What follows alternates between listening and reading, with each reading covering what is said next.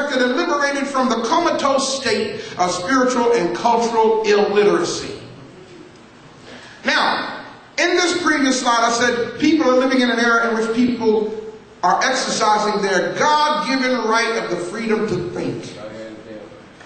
Y'all hear what I'm saying? Yes, sir. Once again, say with me, I'm glad that I now have the freedom to think for myself. Now that's important. Now a lot of the young people don't know anything about this, and matter of fact, a lot of people don't know anything about this period because this happened in the 5th century. See the date up there? 451 AD from the Council of Chalcedon, Ecumenical Council of the Roman Catholic Church. Now the reason why I'm saying this is because I want you to see what they said. I want you to see how the Roman Catholic Church made canon law that you are forbidden to think anything other than what they have decreed to be truth. It says, and this is next up from the council, don't take my word for it, go pull it up and read it for yourself. Council of Chalcedon. It says, this wise and saving creed to give the divine grace was sufficient for what, people? For a perfect understanding and establishment of what? They're telling you in their own document. In their own document, they're telling you that they established this religion. For its teaching about the Father, the Son, and the Holy Spirit is complete. And check out this part. And it sets out the Lord's becoming human to who? Not to everybody. Only to those who faithfully accept what we have formulated. Are y'all grabbing me? It goes on to say, since we, meaning those Catholic bishops, have formulated these things with all possible accuracy and attention, the sacred and universal synod decrees, read what I have in yellow, that no one is permitted to produce or even to write down or compose any other creed or what else? Or to think or teach otherwise. Look at the person next to you and say, how dare they? Now here's the problem. This became canon law in 451 AD. When were you born? You were born in the 20th century, right? Think about that. This was done in the 5th century. You were born in the 20th century. So 1,500 years later, what was decreed as law is now understood as truth.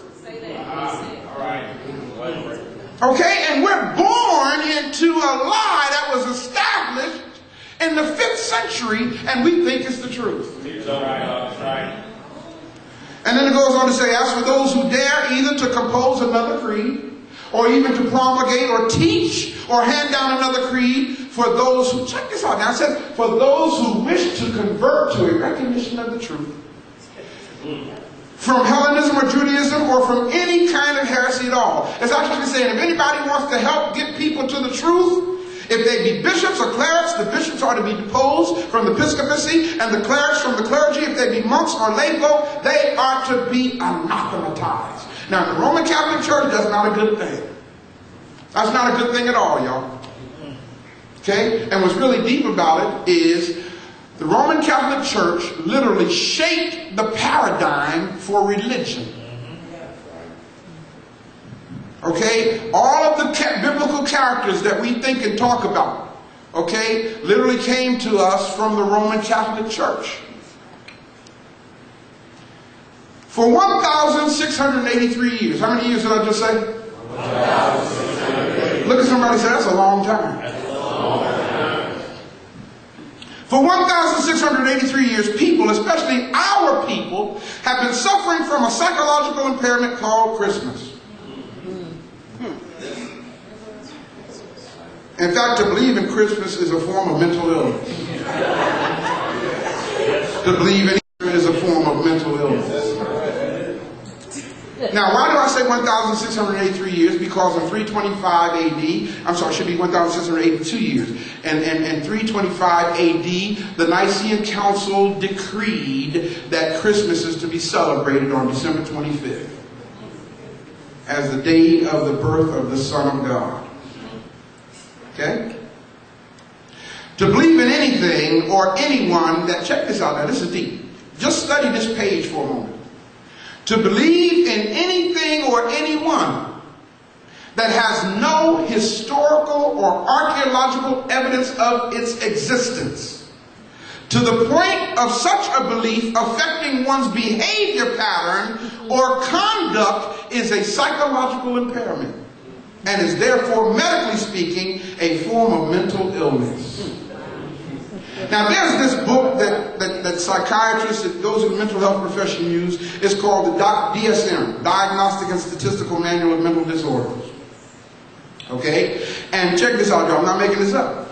In the DSM-4, section 309.4, under what's called adjustment disorder with mixed disturbance of emotions and conduct, you will find belief systems.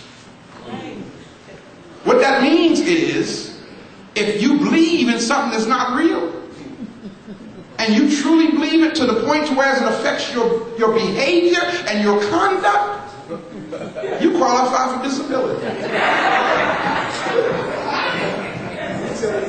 I'm serious. I mean, you can actually go to the doctor, and the doctor, when the doctor puts in his claim form to the insurance company, that's all I got to put in that code right there, DSM-4, section 309.4. Okay? And he puts you out on disability because you suffer from a mental disorder. That's some deep stuff, ain't it? I'm serious. I mean, that's some real deep stuff, man. When you can actually believe something that is not real, and you think it is real. Any psychiatrist can declare you mentally ill. That's some deep stuff, man. Now think about it. Think about how many of your loved ones' belief system make them engage in a behavior pattern or a type of conduct that is just absolutely irrational. They're mentally ill, man. As a result of this psychological impairment, which was programmed into us by the Euro-Gentile Greco-Roman Catholic Church. Now, so you'll understand, when I say Euro-Gentile, who am I talking about? I'm talking about Europeans. And of course I say Euro-Gentile because according to the sacred text that they gave us, a Gentile is a descendant of Japheth, which of course never really existed, but for the sake of their paradigm, or for the sake of their circumference of awareness, a Gentile is a European. So it is improper, according to the Bible, for black people to call themselves Gentiles. Okay, somebody don't believe me. Who got the Bible handy? Got the Bible? Turn to Genesis right quick, 10th chapter. I'm going to prove what I'm saying to y'all. Turn to Genesis, the 10th chapter, and we can prove right now from the Bible that black people are not Gentiles. Genesis 10 and 1. What does it say? Now these are the generations of the sons of Noah. Now these are the generations of the sons of Noah. Now of course, for those of us who are conscious and aware and we know better, we know that Noah never existed. Okay, but most of our people don't know that. Most of our people literally shape all of their thinking from the framework of the biblical text. That's right. And you know why? Because that's the book that was given to us by our oppressors. Y'all follow what I'm saying?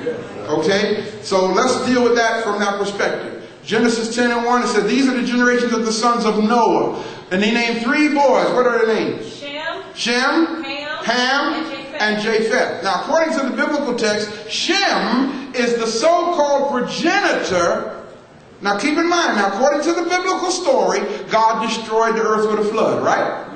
Okay, so what happened with Adam don't really matter, because actually it starts with Noah after the flood. Noah, his wife, and his three sons, and all the animals that was on the ark. He didn't have no polar bears on there, though. One weekend. Okay, yeah, right. He didn't have no polar bears on there, okay? You know, he didn't have no seals and stuff like that on there. He didn't have none of that, okay? But somehow or another they you know, whatever, okay? Shem, Ham, and Japheth. And according to the biblical text, the whole earth was supposed to be repopulated from these three guys. Shem, according to the Bible, is the progenitor of Shem is the progenitor of the Jews and the Arabs. Because from Shem we have the word